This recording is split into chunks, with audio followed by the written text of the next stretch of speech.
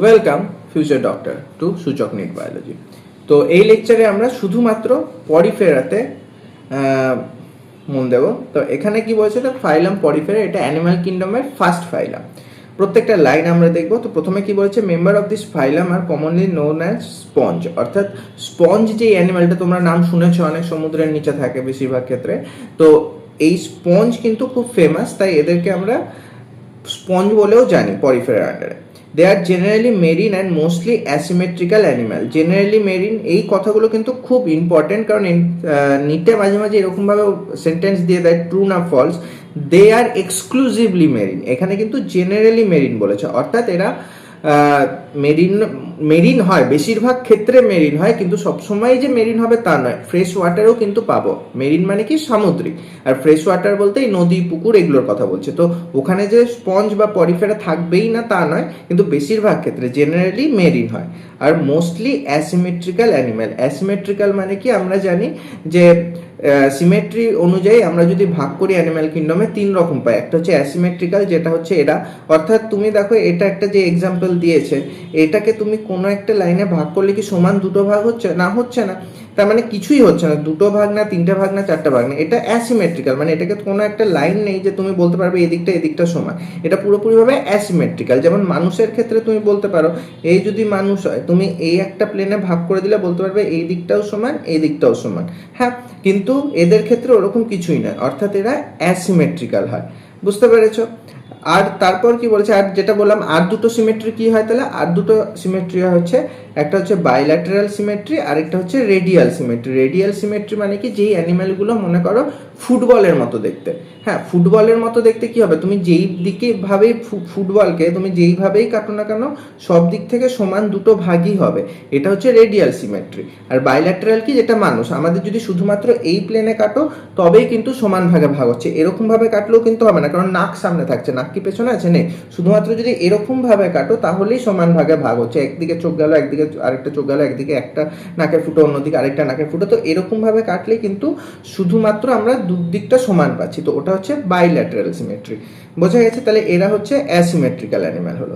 These are primitive multicellular animals have cellular level organism. মানে কি primitive কেন বলছে? কারণ এরা হচ্ছে প্রাণী জগতে সব থেকে পুরনো টাইপের অ্যানিম্যাল। হ্যাঁ, প্রিমিটিভ মানে প্রাচীন, কিন্তু মাল্টি সেলুলার, সিঙ্গেল সেলুলার না। সিঙ্গেল সেলুলার কারা ছিল বলো? বায়োলজিক্যাল ক্লাসিফিকেশনে পড়েছো, একটা হচ্ছে বলো, একদম ঠিক মনে রাখ, আরেকটা হচ্ছে তার পরেরটাই প্রোটিস্টা। এই দুজন কিন্তু সিঙ্গেল সেলুলার ছিল। হ্যাঁ, তারপরে কি বলছে, এরা মাল্টি সেলুলার হয় অবভিয়াসলি। আর animal have cellular level of organisation, অর্থাৎ অনেকগুলো সেল একত্রিত হয়ে একটা অর্গানাইজেশন করেছে, সেটা হচ্ছে সেলুলার লেভেল। অর্থাৎ সেল, অনেকগুলো সেল যখন একই কাজ করে সেটাকে আমরা টিস্যু বলি। এদের মধ্যে কিন্তু সেই টিস্যু ব্যাপারটা আসেনি, জাস্ট অনেকগুলো সেলের গুচ্ছ একসাথে হয়ে একটা অর্গানিজম তৈরি করেছে। এটা হচ্ছে পরিফেরা, যেটাকে আমরা কি বলছি, সেলুলার লেভেল অফ অর্গানাইজেশন। অর্থাৎ একদম নিম্নতরের যেটা হয়, অর্থাৎ টিস্যুও তৈরি হয়নি সেইটা। হ্যাঁ, sponges have a water transport or canal system. খুব ইম্পর্টেন্ট, এদের একটা ওয়াটার ট্রান্সপোর্ট বা ক্যানাল সিস্টেম হয়, যেইখানের মধ্যে ওয়াটার ঢুকছে কোথা দিয়ে? ওস্টিয়া দিয়ে, তারপর একটা সেন্ট্রাল ক্যাভিটি দিয়ে যাচ্ছে যেটার নাম হচ্ছে স্পঞ্জোসিল, আর ওয়াটারটা বেরিয়ে যাচ্ছে অস্কিউলাম দিয়ে। আমরা যদি ছবি দেখি, দেখো এখানে দেখতে পাচ্ছ এই যে ছোট ছোট ফুটোগুলো দেখতে পাচ্ছ, এই ছোট ফুটোগুলো হচ্ছে ওস্টিয়া। তো জল কিন্তু এটার মধ্যে দিয়ে ঢুকছে। তারপর যে এই সেন্ট্রাল ক্যাভিটিটা রয়েছে ভেতরে, এই যে পুরো ক্যাভিটিটা রয়েছে, এটাকে কি বলছিলাম বলো? স্পঞ্জোসিল। সিল কথাটার মানে হচ্ছে ক্যাভিটি। তো স্পঞ্জের মধ্যে যে ক্যাভিটি আছে, স্পঞ্জোসিল, একদম ইজি ব্যাপার। এটা হয়ে গেল পঞ্চশীল। আর তারপরে এই বড় ফুটোটা যেটা দিয়ে বেরিয়ে যাচ্ছে জল, এটাকে আমরা কি বলছিলাম? অস্কিউলাম। এই তিনটার কথাই কিন্তু এখানে বলেছে, যে ওস্টিয়া, স্পঞ্জোসিল, অস্কিউলাম, একদম ইজি ব্যাপার। তারপর বলেছে this pathway of water transport. এবার কি কি কাজে মেন হেল্প হয়? এটা মেন হেল্প হচ্ছে, transport help in food gathering, খাবার জোগাড় করতে হেল্প করছে।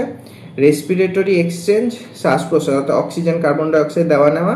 আর রিমুভাল অফ ওয়েস্ট, অর্থাৎ নাইট্রোজেন আর ওয়েস্ট যেটা আমরা ইউরিনেশনের মাধ্যমে বের করে দিই মানুষরা, এরা এই যে সিস্টেমটা ওয়াটার হচ্ছে, এই যে এখানে বললাম যে কোথায় গেল, এই যে ওয়াটার ক্যানাল সিস্টেম বা ওয়াটার ট্রান্সপোর্ট সিস্টেম, এটার মাধ্যমে বের করছে। একদম ইজি ব্যাপার। 3টে কাজ হয়ে গেল, একটা হচ্ছে ফুড গ্যাদারিং, রেসপিরেটরি এক্সচেঞ্জ আর রিমুভাল অফ ওয়েস্ট। হ্যাঁ, এটা ইম্পর্টেন্ট হলো। এবার এইখানে স্পঞ্জের ক্ষেত্রে আমরা ওয়াটার ট্রান্সপোর্ট বা ওয়াটার ক্যানাল সিস্টেম দেখি। এরপর আমরা আরেকটা জিনিস দেখব, যে একদম শেষের যেটা নন কর্ডাটার ক্ষেত্রে শেষে একাইনোডার্মাটা অর্থাৎ হেমিকর্ডাটার জাস্ট আগে আরেকটা ফাইলাম রয়েছে, ওদের এই সিমিলার আরেকটা নাম দেখব। এদের ক্ষেত্রে দেখলাম ওয়াটার ক্যানাল সিস্টেম, আর ওদের ক্ষেত্রে দেখব হচ্ছে, দেখো তোমরা এনসিআরটিটা ওখানে চলে যাও, যেহেতু রিলেটেড সেই জন্য আমি বলে দিচ্ছি। কোথায় গেল একাইনোডার্মাটা, হ্যাঁ এই যে। এবার দেখো তাহলে একাইনোডার্মাটাতে এই রিলেটেড একটা টার্মিনোলজি পাবো। এদের ক্ষেত্রে দেখলাম ওয়াটার ক্যানাল সিস্টেম, আর এদের ক্ষেত্রে দেখবো ওয়াটার ভাস্কুলার সিস্টেম, এটা মনে রাখবে। তো এদের ক্ষেত্রে ওয়াটার ভাস্কুলার সিস্টেম কোথায়, একাইনোডার্মাটাতে, আর ওখানে কি দেখলাম ওয়াটার ক্যানাল সিস্টেম। তো এদের ক্ষেত্রে কি বলছে, হুইচ হেল্প ইন, এবার এদের ক্ষেত্রে ওয়াটার ভাস্কুলার সিস্টেমটা কি কাজে করছে, লোকোমোশন। লোকোমোশনটা কিন্তু ওখানে ছিল না, মনে রাখতে হবে, এরকমভাবেই কানেক্ট করে পড়বে তাহলে মনে থাকবে। হ্যাঁ, লোকোমোশন ওখানে ছিল না। ক্যাপচার ট্রান্সপোর্ট অফ ফুড, ওদের ক্ষেত্রে ফুডটা কিন্তু করছিল। এবার এরা যেরকম ক্যাপচার করছে, ওদের ক্ষেত্রে জাস্ট ওয়াটার কারেন্টের ফ্লোতে ফুডটাকে ওরাও ক্যাপচার করছিল। তার মানে এটা বলতে পারো, হ্যাঁ ঠিক আছে, এটা একটু কমন হয়ে গেল। আর রেসপিরেশন অর্থাৎ কার্বন ডাইঅক্সাইড দেওয়া, মানে এটা ওটাও করছিল। তার মানে লোকোমোশনটা এরা এক্সট্রা করছে, যেটা ওখানে ছিল না, মনে থাকবে। হ্যাঁ, তারপরে আর কি বলেছে, আর এই হয়ে গেল। তাহলে আমরা ছিলাম হচ্ছে পরিফেরাতে, তো আবার পরিফেরাতে ফিরে আসা যায়। তো পরিফেরার ওইগুলো হলো। আর কি বলেছে পরিফেরার বৈশিষ্ট্য, খুব সরে নিয়েছে, লাইন বাই লাইন বুঝে বুঝে পড়লে আরামসে হয়ে যাবে। হ্যাঁ, তো এদের ক্ষেত্রে বলেছে যে এইবার দেখো সিনোসাইট অর কলার সেল, একটা স্পেশালিস্ট সেল যেটা হচ্ছে লাইন দ্য স্পঞ্জোসিল। স্পঞ্জোসিল কি বললাম, যে ভেতরের ক্যাভিটিটা রয়েছে ওটা স্পঞ্জোসিল। হ্যাঁ, তো ওখানে কোন সেল থাকে, সিনোসাইট বা কলার সেল। হ্যাঁ, স্পঞ্জোসিলের মধ্যে থাকে ওই ক্যানালটার মধ্যে। হ্যাঁ, তারপরে আর কি বলেছে, তার মানে কি এই যে এইটা যদি স্পঞ্জোসিল হয়, তাহলে এই যে এই ভেতরের যে ক্যাভিটি এটা স্পঞ্জোসিল, এইখানে দেখো এই যে স্পেশালিস্ট সেলগুলো রয়েছে এইগুলোকে বলছে কলার সেল। হ্যাঁ, তো ওই জাস্ট নামটা দিয়েছে। তাহলে এখান থেকে প্রশ্ন কি দেবে, ধরো কলার সেল কোন ফাইলামে দেখতে পাই, সেটা একটা প্রশ্ন হতে পারে। হ্যাঁ, তো এটা হয়ে গেল। তারপরে কি বলেছে যে ডাইজেশন ইজ ইন্ট্রাসেলুলার। ইন্ট্রাসেলুলার মানে কি, আমাদের ক্ষেত্রে যেমন দেখো মনে করো কি হচ্ছে, আমাদের ক্ষেত্রে এক্সট্রা সেলুলারও হচ্ছে, ইন্ট্রাসেলুলারও হচ্ছে। অর্থাৎ আমরা খাবার খেলাম, স্টমাকের মধ্যে গিয়ে যেই ডাইজেস্টিভ জুসটা রয়েছে ওটা তো বাইরে সিক্রিয়েট হচ্ছে না, স্টমাকের যেই ক্যাভিটিটা, আমি যদি এখান থেকে তোমার একটা পাইপ দিই, তাহলে পাইপটা কিন্তু ডাইরেক্ট গলা দিয়ে স্টমাকে পৌঁছাবে। তো এই যে পাইপটা স্টমাকে পৌঁছালো, এর স্টমাকে যাওয়ার জন্য কোনো কিছুকে কি একে পারফোরেট করে অর্থাৎ ভেদ করে অর্থাৎ ছেদ করে কি যেতে হলো না। তার মানে কি, স্টমাকটা আমাদের অ্যাকচুয়ালি বাইরের থেকে অ্যাক্সেসেবল, তার মানে ওটা একটা বাইরেরই জায়গা, কোনো তো সেলের মধ্যে নেই। তার মানে কি, ওইখানে এনজাইম সিক্রিট হচ্ছে স্টমাকের মধ্যে। তার মানে এনজাইমটা ওই যে ক্যাভিটিটা রয়েছে স্টমাকের ওখানে কিছু ডাইজেশন করছে। তার মানে এটা এক্সট্রা সেলুলার হলো, এটা এক্সট্রা সেলুলার ডাইজেশন। আর ইন্ট্রাসেলুলার কি, এবার ডাইজেস্ট হওয়ার পর যেই মলিকুলগুলো তৈরি হলো সেগুলো আবার সেলের মধ্যে গিয়ে ওখানেও ডাইজেস্ট হয়, অর্থাৎ সেলের ভেতরে গিয়ে, ওটা হচ্ছে ইন্ট্রাসেলুলার। এবার এদের ক্ষেত্রে আমরা শুধুমাত্র ইন্ট্রাসেলুলারটাই দেখি, এদের এক্সট্রা সেলুলারটা দেখি না, যেটা আমাদের স্টমাকের মধ্যে হলো, বুঝতে পেরেছো। হ্যাঁ, the body is supported by a skeletal made up of spicules or spongin fibre. হ্যাঁ, তো আমাদের যেরকম স্কেলেটাল কি রয়েছে, হচ্ছে স্কেলেটাল সিস্টেম রয়েছে পুরো বনি।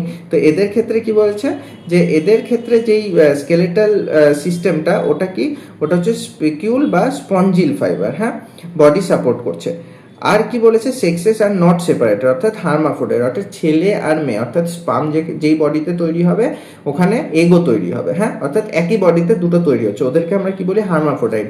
আমাদের ক্ষেত্রে মানুষের ক্ষেত্রে দুটো আলাদা আলাদা, মেয়েরা হচ্ছে এগ তৈরি করছে, ছেলেরা হচ্ছে স্পার্ম তৈরি করছে। তো এইটা হয়ে গেল হচ্ছে সেক্সেস আর সেপারেটেড, এটা হচ্ছে হার্মাফ্রোডাইট, এটাকে আমরা বলি হার্মাফ্রোডাইট। তো এবার হার্মাফ্রোডাইটের সাথে রিলেটেড আর কি রয়েছে মনে রাখবে, MBH, অর্থাৎ মোনোসিয়াস, বাইসেক্সুয়াল আর হার্মাফ্রোডাইট। এই তিনটে কথার মানে হচ্ছে মোটামুটি একই জিনিসের, মোটামুটি একই, যে একটাই অর্গানিজমের মধ্যে ছেলে মেয়ে একসাথে।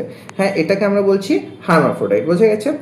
Eggs and sperms are produced by the same individual, যেটা বললাম হার্মাফ্রোডাইট মানেই তাই যে এগস আর স্পার্ম একই ইন্ডিভিজুয়াল তৈরি করবে।